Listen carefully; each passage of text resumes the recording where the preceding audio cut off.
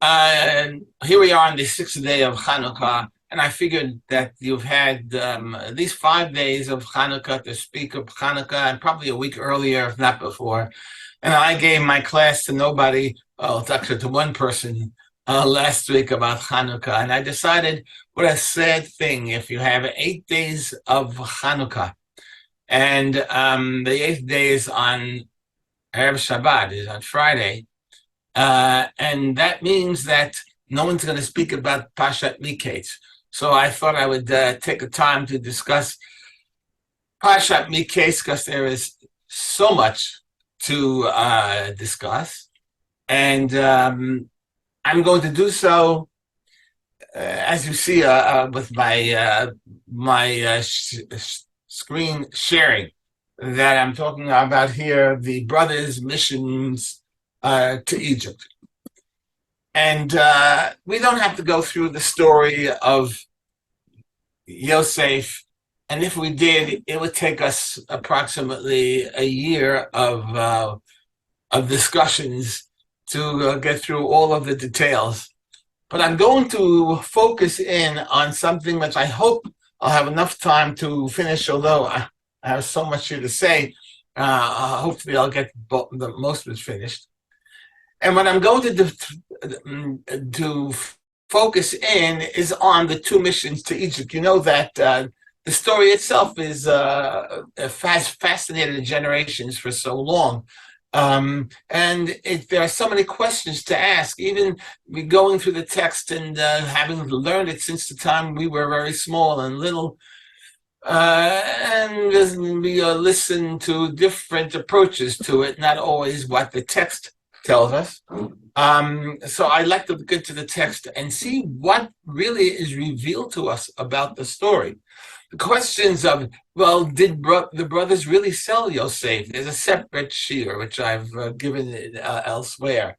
And why would Yaakov send Yosef to the brothers knowing that they hated him at the time? If Yosef was really, when you figure it out, he was only 6 years younger than Reuven. That's all. There were only a 6-year difference between the eldest son and Yosef, who before Binyamin, of course, was the youngest son. And yet they didn't recognize him when they got to Egypt. I know Chazal tells us they had a beard. Okay, does that really change the entire view or look of a person? It's problematic. But the story becomes even more dramatic when the brothers go down to Egypt, which is what we're going to be focusing on. They go down to Egypt twice, to purchase food for their respective families. You know that the two trips, the first time they go down simply to purchase food. But when they get to Egypt, they are recognized by Yosef, and he accuses them of espionage. And he then therefore imprisons them. And when he does finally let them go home, he keeps Shimon separated from them, and he puts them remain in prison. So that as an effect, the second trip now comes. They have to return to Egypt with Binyamin, which was one of the conditions that Yosef gives them. And they have to prove their innocence that way. Now, when they go to the second trip, they're now accused, as they were leaving, of stealing the royal goblet, which, of course, Yosef had placed in Binyamin's satchel. Binyamin is therefore ordered to remain as a slave to Yosef in Egypt. And that happens until, as the beginning of the Parsha of Vayigash says, that wonderful, moving soliloquy of Yehuda and Yosef's eventual revelation of who he really is. It's interesting, especially, to compare the two visits or the two confrontations, if I say that. Not only do we see the parallels and the common factors between the two of them, but in a certain way, when we analyze the psukim, the verses here, you can even see the events of the two visits as being the complete opposites, or the reverse is a better way of putting it, of each other. And that's why I turn to the first source. I have the chart that you see there. I hope you have it there. And I compare the first mission with the second mission. Now look at 1A in the first mission. Yosef accuses the brothers of spying and imprisons Shimon, and then there's a speech of Reuven to his brothers. Now go to the last, that's 1B in the second mission. There, that's at the end there, Yosef accuses the brothers of the theft. He plans to imprison Binyamin, and then there's a speech of Yehuda. Notice the comparison. First, he accuses them of spying. He accuses them of theft. He imprisons Shimon. There, he plans to imprison Binyamin. There's a speech of Reuven. There's a speech of Yehuda. Very interesting. In 2A, when Yosef overhears the brother's expression of regret for his sale, and he privately cries. In 2B, over here, the third step in the second mission, there, Yosef meets Binyamin for the first time at the dinner, and there he privately cries. In 3A, the brothers discover the return of the money, and they wonder why God had done this to them. In 3B, the second thing, the brothers return the money, and that's refused, and they're told that God had done this for them. And then finally, at the end of the first mission, Reuven tries to convince Yaakov to send Binyamin with him, but fails. Well, the first part of the second mission is Yehuda, who successfully convinces Yaakov to send Binyamin with him. But as it goes on, the brothers return to him.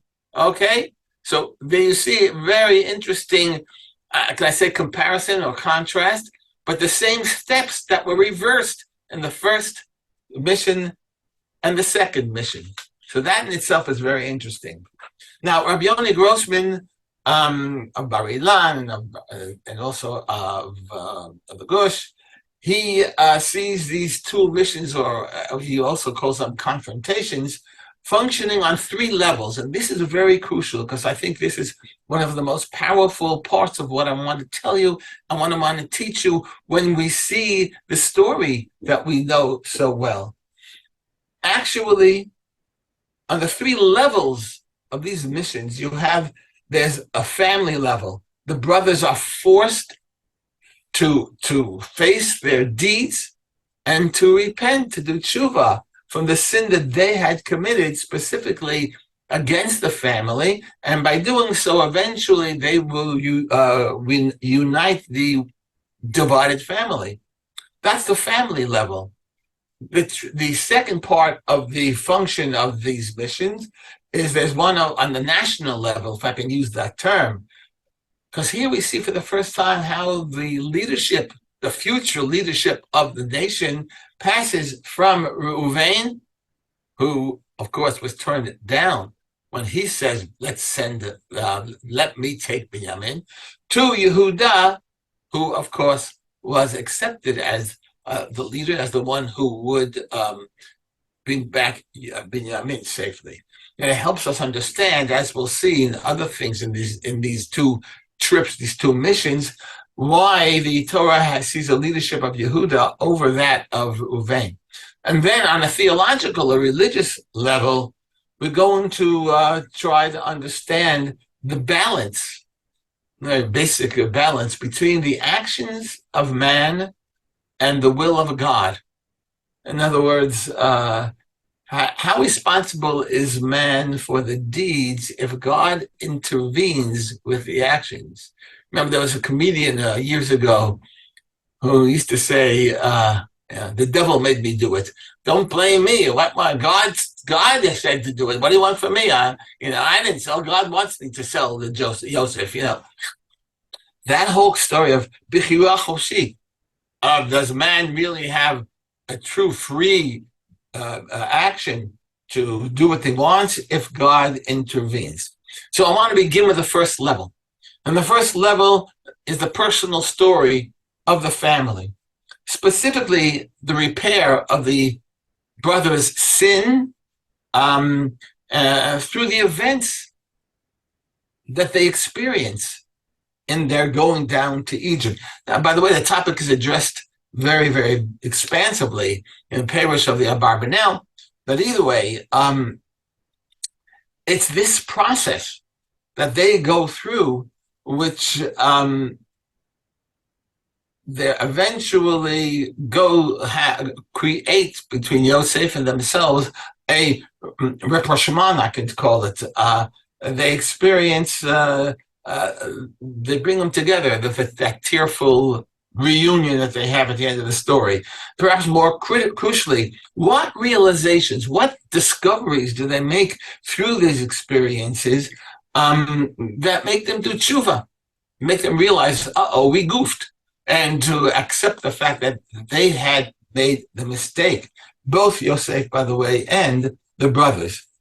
Interestingly, we can find a number of hints, even subtle references in the story, and in the journey to the sale of Yosef, as if the brothers almost were made to go back to reassess the decision that they had to sell their brother. And they do so from the point of how Yosef must have felt, what experience he went through when they sold him. What experience did their father Yaakov go through when he finds out that that Yosef was gone? Even in the view of the Ishmaelim, as we'll see, when they were bringing Yosef down to Mitzrayim, and of course, their own view of what they had gone through and will go through. So let me explain. Certainly, let's start at the beginning. When they first come down, the fact that Yosef immediately imprisons them for 3 days in Egypt, and it says there he imprisons them most doubted, or let's say, possibly in the very same prison that Yosef was thrown into for 2 years, or beyond that, actually. Vacation, time Yamin.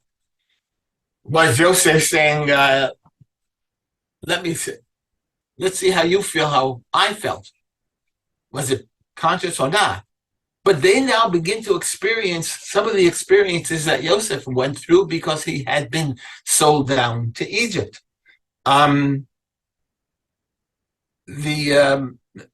It certainly makes it very difficult for us to deny that Yosef certainly made the brothers experience a little bit of what he experienced in the 22 years he had been away from home.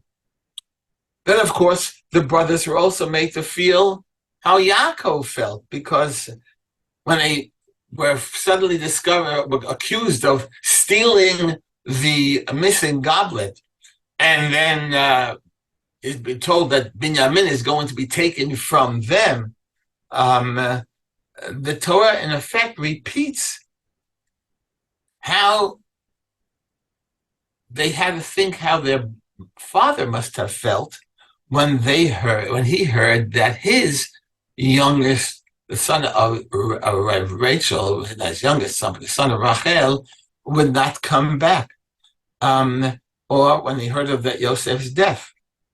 And if you look in the text, in fact, first thing we read about Yaakov is that Vayikra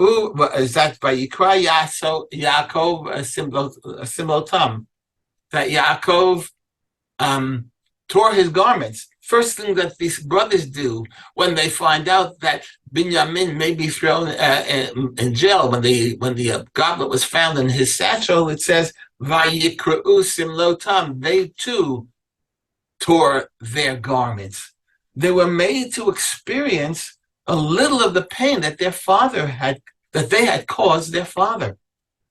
Then, of course, they were even made to feel what Yosef did when he was brought down, felt at least, what Yosef felt when he was sold down to Egypt through the Ishmaelim, through the Ishmaelite caravan.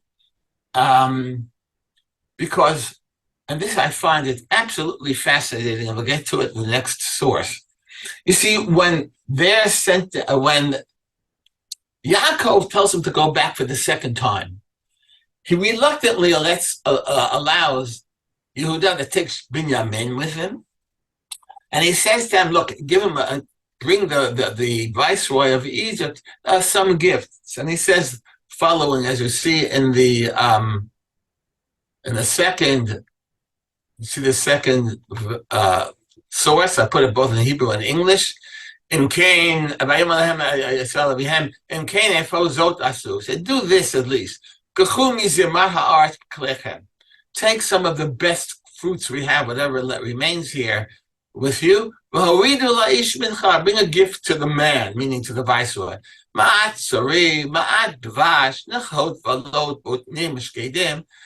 little present, a little balm, a little honey, spices, whatever that is, nuts, and almonds. Okay? But they were to bring down when they made their trip, the second trip down to Egypt. Now go back at Joseph's trip down to Egypt for the Ishmaelim. And you know what we read? Fascinating. They saw Hinei Orachat Ishmaelim. There was a caravan of Ishmaelites who were going down. Ugumalehem nosim. And you know what those camels were carrying? Nachot utzri valot. They were carrying spices and balm and this ladanum going down to Egypt. Now, that's interesting, but it's really more than interesting. It's absolutely fascinating because, astoundingly, not only is it the same thing that Yaakov tells them to bring among the things he said, those three things, Nachot, Sari, Velot. You have it over here. Nachot, Velot, and Sari is over here. Not only those three things were the same, but if you understand, you look in the Torah, you find out that the word Nachot is only found twice in the whole Torah. Where? When Yosef went down to Egypt, and when they bring the gift down to Egypt for Yosef. And the same is true when the word Lot, over here, not the brother there, but Valot, also found only twice in the whole Torah. Also, only when it's being brought down by the Ishmaelim with Yosef and by Yosef's brothers to Egypt. That's pretty remarkable and pretty powerful. Unbeknownst to Yaakov, he just sent down his sons, the brothers of Yosef, to Egypt. In the exact same way, they sent Yosef down to Egypt with the Ishmaelim. Fascinating, remarkable. When you think about that, can you imagine the shock of the brothers when they listened to their father's advice? Do you wonder, remember, they saw, wait a minute, the Ishmaelim had that when we sent Yosef down. One wonders if they even were aware of that. And remember, who were they sending down? They were sending down one of the two sons of Rachel to Egypt. And who are they taking now and sending down? The other son of Rachel going down to Egypt. It's unbelievable. The parallels are so powerful. It's remarkable. And they smell the spices. And the nightmare of the 22 years earlier that they had caused maybe is brought back to them. And I would imagine that they're praying that things would go well in Egypt and that this brother would be brought back safely and not enslaved. They're beginning to experience what Yosef experienced, what the Ishmaelim experienced. It's unbelievable. But that's what's going through. God is making sure, or Yosef, or the story is making sure that this is not, that there are experiences that they will learn and see what they did and the impact of what they did and how important. It's eye-opening, actually. The brothers experience a taste of Yaakov's heartbreak, a taste of Yosef's pain, even the experience of being themselves and sending down the brother of the son of Rachel with the same spices. That's only the tip of the iceberg. There's more to speak about. Like I said, I don't know how much I can get through, but I certainly want to. When they stand before Yosef for the first time, and they're accused of being spies, but the language of the accusation is quite strange. And we see there that miraglim atem, lirot et ervat haaretz batem. God, there was Yosef who said, "You are spies. You've come to see the ervat haaretz." You know what ervat haaretz means? Erva is a nakedness. To see the nakedness of the thing. The expression is a strange expression, almost a unique. What is that? Why is that important? Well, what did they do to Yosef when they grabbed him? Look at source 3. Vayafshitu et Yosef et kutanto. They stripped Yosef of his coat. Is Yosef using the purposeful word of the nakedness of Egypt that you're trying to spy out in order to perhaps move them to realize, there was another nakedness in this story. Remember, you stripped off my coat. You made me naked also when you sold me to the Ishmaelim. Could be. Very interesting. They threw him in unclothed in the pit. And that is how he was found, and that is how he was sold, and that is how he was brought down to Egypt. The nakedness of Egypt. Yosef was naked when he comes into Egypt. And those are the first words that come out of his mouth when he talks to his brothers. Was it conscious? Unconscious? I don't know. But it certainly begins to see that there is a pattern going on. Then there's the reaction of the brothers. After they were released from prison after their 3-day incarceration, I suppose I'd call it, Yosef tells them that he is Esa Elohim Ani Elorei. I'm a God-fearing man. I'm a God-fearing man. Very nice. And because of that, he said, I'm going to send you back home. And the brothers, interestingly, never react. They don't say, gee, thanks a lot.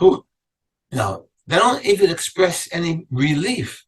Instead, when they're released from prison, they say in the fourth source, Aval Hashemim anachnu. They said, indeed, we are guilty regarding our brother, for we saw his distress when he pleaded to us, but we did not listen. This is why distress comes upon us. They don't say it when they were put into the prison. No, only now they pose the question. And that's strange. Nechama Leibowitz said that the suggestion of Yosef brings them to the realization that they have to confront now their father. That's what they worried about. Not that oy vey, he let us out of prison, but oy vey, we have to come back home and tell our father once again that his son is missing. The way they did with Yosef. They have to re-experience what they did to their father, and they're finally realizing, oy vey, what did we do to our father 22 years ago? We're doing it again.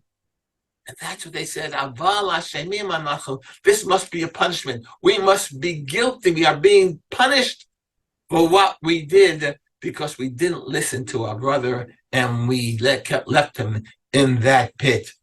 And depending on how you say it, they approached him and sold him. That is why they react to that. So they're seeing now events of the victims of their sin 22 years ago. Their father was a victim. Yosef was a victim. And the beginning of recognition of their sin is the beginning of repentance, of their repentive process, I'll say. And even maybe the words that Yosef uses when he says he's keeping Shimon in prison. He said, "Achichem echad ye'aser b'veit mishpachem." The one brother will remain in prison. And isn't it interesting? Later on, when they explain to during the process of the trips to Mitzrayim, when they're talking to Yosef, they explain about their family. They said, well, we're a family of 12, but echad einenu, and the one is missing.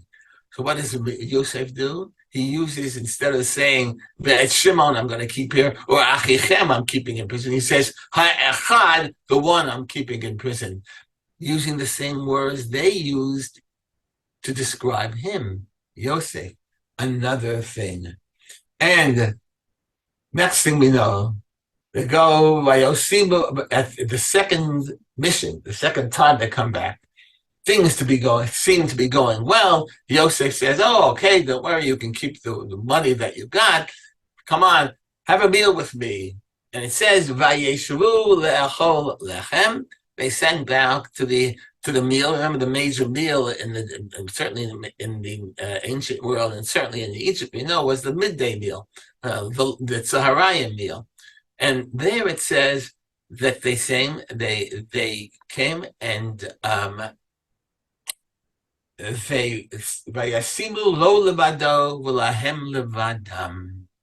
they ate by themselves when Yosef was not there. What does that remind us of? It reminds us that when they threw Yosef into the pit, it says, they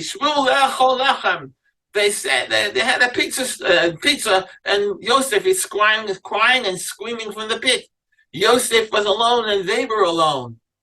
These things are not just coincidental. They're reliving certain experiences. Maybe they get into their heads. We did something wrong. And that's the beginning how you do tshuva, to realize what harm you have committed to others. And then Yosef, he shows favor to Binyamin, right? The son of Rachel. He gives him 5 times more than he gives the others. What does that remind you of? Just like Yaakov showed favor to Rachel's other son, Yosef. So how are the brothers going to react to that? That's, of course, the great question. Almost Yosef was thinking, when Dad liked me better than you were pretty angry, right? You threw me out. Now I'm gonna show a favoritism to my mother's other son, to Binyamin. Let's see how you're going to feel about that. Another test. And so therefore, dramatically, when he then says he plots to make Binyamin his slave, because he, of course, had his goblet actually secretly placed in Binyamin's satchel. So when that was discovered, is it not the same making a slave of Binyamin, just like the brothers made Yosef a slave? Look at these parallels. Unbelievable. So what did Yosef accomplish? No, I'm sorry. Let me go up a little back. Yeah? After all of these analyses, we're still puzzled by one conscious act of Yosef, which seems to be unnecessary. And that's regarding the money. Why? Why all the subterfuge regarding the money, right? Why return the money in the first place, right? Why refuse to take the money back from the brothers in the second place? And why give the money once more when they're planning to go back again? He gives them back the money. What's this whole thing with money? Well, it doesn't change the story at all. It would seem it's not even part of the story, not even crucial. But would we be perhaps stretching the point too much if we suggest that the focus upon money, very well be a not too subtle reference to the money that the brothers received for the sale of Yosef. Oh, goody, let's take some money. What does Yehuda say? Yehuda says, Ma betza ki na'urachinu. What is the, not what's a betza? What is the value? What are we going to get out of just killing our brother? If we sell him, we can get some money. That's the betza. So he's saying, no, you got to sell me. You like the money, huh? So he keeps on doing the whole money thing with them. Very possibly, these are just suggestions I have here.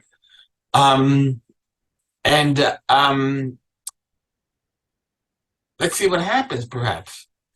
Should we get the feeling that once again the sons return to their father without a brother, but with money, just as they returned 22 years earlier without their brother, but with the money? Very interesting, perhaps. And so, with Yehuda's plea in the beginning of Vayigash, when he pleads to have to replace Binyamin as the slave to Yosef, he manages to repair two relationships. First of all, that of his relationship and that of the brothers, of course, to the sons of Rachel, Yosef and Binyamin, as he was the very one to suggest that Yosef be sold to the Ishmaelim. And now he offers, rather than have his brother sold to Egypt, that he would be the Eved. So the act of tshuva of Yehuda now is he's replacing the son of Rachel to be the slave in Egypt, as he had be the one to suggest to take the other son of Rachel to be a slave in Egypt, right? And then, of course, now he's repairing the relationship with his father, who he just could not emotionally hurt anymore. And if you want to look into it, look in the text, you see how often repeated is the word Avi when Yehuda begs for help to be the slave to Yosef. Read how many times he says, Avi, Avi, Avi, my father, my father. Avi, and how am I going to go there? My father, my father, my father. It repeats. It's almost not only an echo, but it's in his mind, in his brain. My father, my father, my father. He actually is uses his emotional plea to Yosef. And with this repair, the story of the family's tshuva really is completed. So we've gone through at least the tshuva process of repairing the family and of repairing it with the father as well. The family repentance perhaps is now completed. Those experiences of the two missions do that. So we'll touch upon the national level, that is the leadership of Israel that would happen in the future, and how and why it's shifted from Reuven to Yehuda. Now, whether there's enough time to complete this or not, we'll see, but I will tell you, but at least we got the first part though, and I think that was an important thing. This shift is a little more subtle, and and it's revealed only through the whole structure of the story, as we can see through the chart that's there in the first. There, when in the beginning, Reuven gives his monologue, blaming the brothers for their troubles. You see that in 4 in Sus 4. Reuven says, he says, actually better yet, at the bottom of 4, that says at first, this is what they each regret. He said, Aval Hashemim Anachnu, we're guilty. And Yosef says, okay, well, I'll just keep Shimon in jail. And then Reuven says, Hello, Amarti Aleichem Naimor. I told you, Al Techatu Vayeled, not to harm the child. V'lo Shematem, you listen to me. V'gam Damo Hinei Nidrash. You see now, his blood is being demanded now. You'll notice that Reuven is really giving it to them. Who doesn't he include? Himself. I told you, it was your fault, not me. And that's Reuven's monologue. But when Yehuda gives a monologue with Yosef, he says the following, V'ata yeshev na'avdachad. Therefore, let me stay instead of the lad as a servant. Let the lad return with his brethren. For how can I return to my father if the lad is not with me, lest I see the evil that shall befall my father? There is not blaming anyone else. Yehuda doesn't say it's their fault, but I'll do it anyway. He doesn't say anything like that. Doesn't mention anything about the brothers. He says, it's on me. It's on me. Who should have done that when one thinks about it logically? Who should be the one who's responsible? The eldest son, that is, Reuven. Who is taking the leadership though? Yehuda. Yehuda, who, after all, guaranteed the safety of Binyamin, because Yaakov wouldn't accept Reuven's plea to let him go. And Reuven said, you can kill my sons if I don't bring them back. Cup. This is a Yiddish cup? Kill my sons. Oh, okay, take him. I'll kill the kids. It's okay. Chazal said, what did he say? Of course, he was saying, I'm so sure I'll bring them back. And Yehuda says nothing of such. He said, I'll take him. I guarantee it. That's all he says. That's what it says in before. That's what number 5 says. And Reuven said to his father, you can slay my 2 sons if I don't bring him back. And on the other hand, what does Yehuda say? Look at that in 5. Yehuda says, the man warned us, you'll not see me unless you bring a brother. So you send a brother, says, we will go down and buy a field, but if you do not, we will not go. For said, you'll go on. So Yehuda said to his father, send the lad with me, and we will go so that we may live, both we and you and the little ones. I will be a guarantee for him. You can demand his return from me. If I do not return him to you, I will bear the blame forever. That's how he says it. You understand now why Yaakov listened to him and not to Reuven. You know, that's exactly the whole point. Remember, after all, it becomes clear now why Reuven is placed aside, and Yehuda becomes now the leading hero here in the story. Going back, for example, when Yosef decides to imprison one of the brothers, and he says, "Et Elokim ani yareh," I fear God. He says, in other words, as a God-fearing ruler, I knows that the imprisonment is unfair. And instead of imprisoning all of them, I'll imprison one. And we know he takes Shimon as a temporary a prisoner. But carefully see how that is not the whole story. Yosef says, and then you have it over here, Em Kenim Atem. So I have it here later on.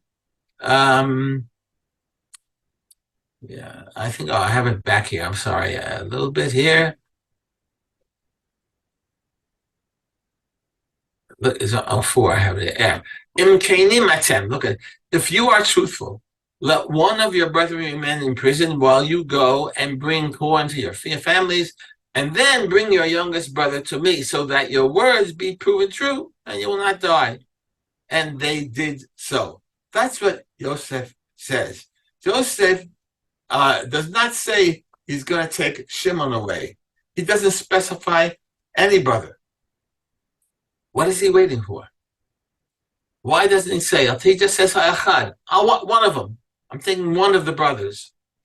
Why doesn't he say who he's going to take? What do you think? What is Yosef expecting? Who should then now volunteer to be a hostage? You'll excuse the expression nowadays.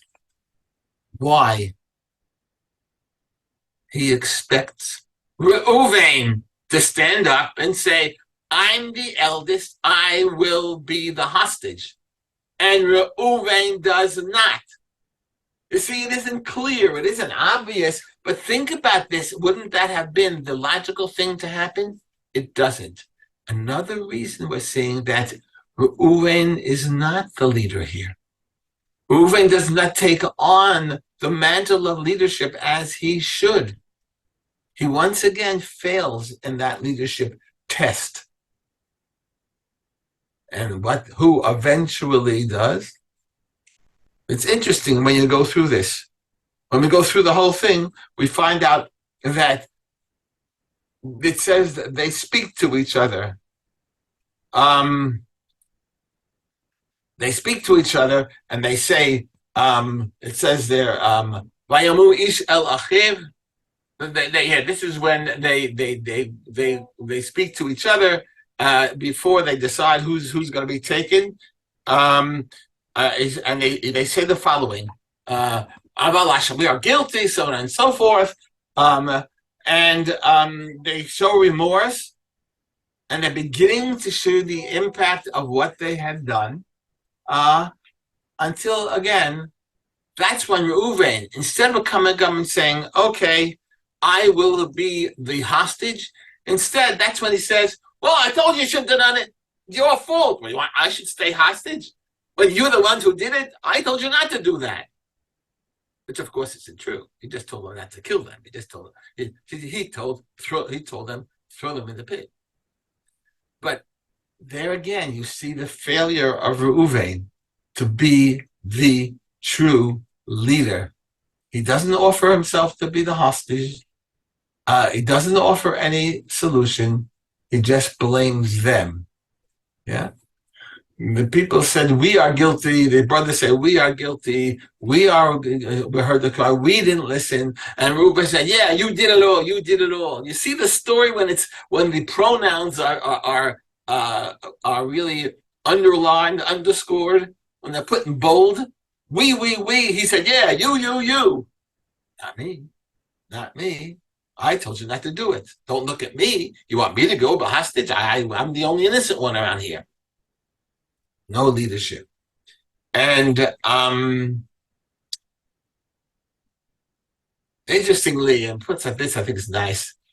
The brothers always refer to Yosef before they knew Yosef is Yosef. They call Achinu, our brother. When Reuven calls it, he says Ha'echad, and then one of them is not here. He calls him not brother, Hayeled. He calls him the Yeled, almost removing himself from the family. You know, the kid, not me. And in reaction to the words, that's when Yosef begins to cry. Yosef begins to cry because he hears the regret of the brothers, and probably because he was expecting Reuven to speak up, and he never did. And he cried for that. And that is what happens. And there's more to this. If I tell you I'm halfway through, I am. But it's a perfect place for me to end because it's 11:15, and I'm told the Torah says, of course, there's a Baal Tosif, not allowed to give too much. So I'll keep here. If I have an opportunity to continue, and I hope I'll have the opportunity, I will continue from where we are. Because it's really in the middle of the story, man, This is pretty remarkable. But looking at the text and looking at, I see that. I know the story. I even had a coloring book, and I used it when I was in Gan, but I never saw it this way. And that's what this is so important, to take the text and start seeing it in a way that we never saw it before. So much comes out of the real story, and that we see the depth of the story and the brilliance of the Torah text. When he's trying to tell us something and say, hey, don't make it into a coloring book. Think and listen and read those words and see how much deeper this whole story is. So this is the two missions were really experiences to bring the brothers to do tshuva. And eventually we'll see Yosef also. Maybe next time. Thank you very much.